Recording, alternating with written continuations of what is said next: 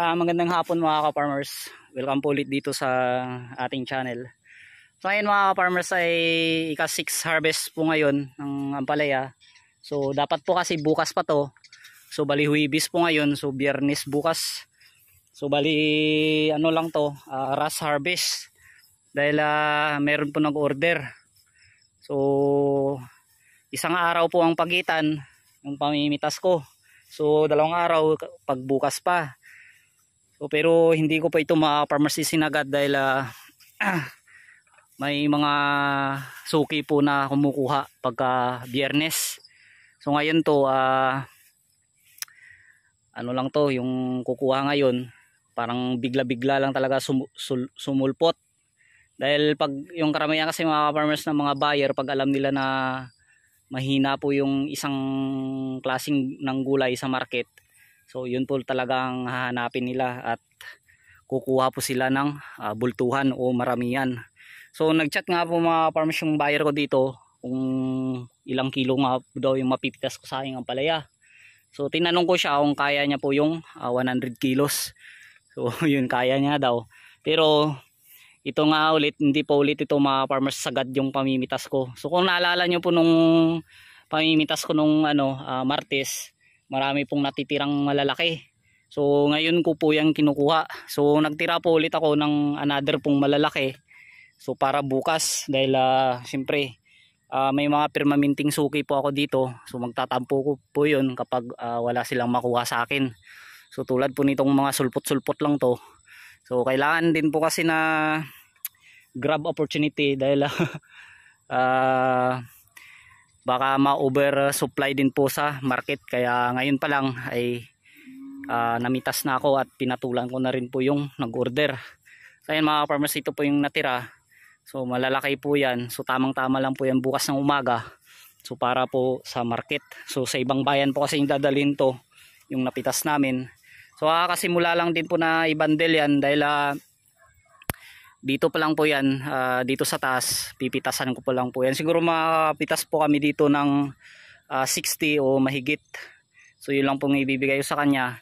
So medyo hapon na po at malapit na rin po mag-aalas 6. So sinadya ko lang po yung mga ka-farmers dahil mainit pa po kanina at malambot pa po yung bunga ng ampalaya.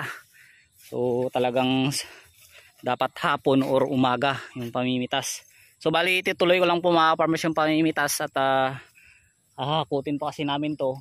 So i-update ko na lang po kayo ulit mamaya kung mga ilang kilo po to lahat ang mapipitas dito. So na extension pa rin po ito bukas. So ayan mga ka-farmers, ay ginabi na po kami. Ayan, 5 bundle po yan. So 50 kilos, tag 10-10 po kasi laman yan at so plus yung 5 kilo. So 55 kilos po ngayon yung nakuha. So bali bukas po ulit yung extension nito. So bali bukas ulit po mga ka-farmers, no, yung total niya po yung kabuuan kung ilan po yung makukuha namin dito. So hello po ulit mga ka-farmers. So ito na po yung extension na harvest ko kagabi.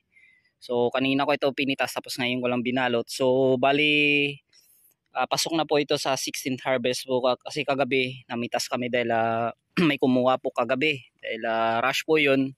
Dahil kaninang madilang araw pa yun nila na dinala sa ibang bayan. So ngayon dito naman to sa bayan namin ko i-deliver. So bali 5 bundle na lang po yan. So itong isa ay 13 kilos po yan. So 53 kilos plus po kanina yung 10 kilo na inilabas ko po dahil nagmamadali po yung buyer na yon dahil ilalako niya pa daw. So bali 63 kilos po yung ngayon. So plus po kagabi na 55 kilos. So nasa 55 plus 63. So nasa 118. So tama nga ba? 118 kilos mga ka-farmers yung class A. Kasama na po yung kagabi. Plus po yung 9 kilos na class B. So 118 plus plus 9 na na class B di 127. So medyo tumaas po siya ngayon mga ka-farmers ng 5 kilos. Dahil nung 5 harvest ay nakakuha po ako ng 122 po yun. So ito dalawang harbisan po mga hours kagabi at saka ngayon. So bali ibang buyer naman po ito yung kukuha sa akin, so iba naman po kagabi. So pero isang ano lang po yan mga farmers, no, pasok din po yan sa isang harbisan, so 6th harvest. So bali mamaya ayan, ito pala mga ka-farmers yung dati kong ampalaya na bumagsak.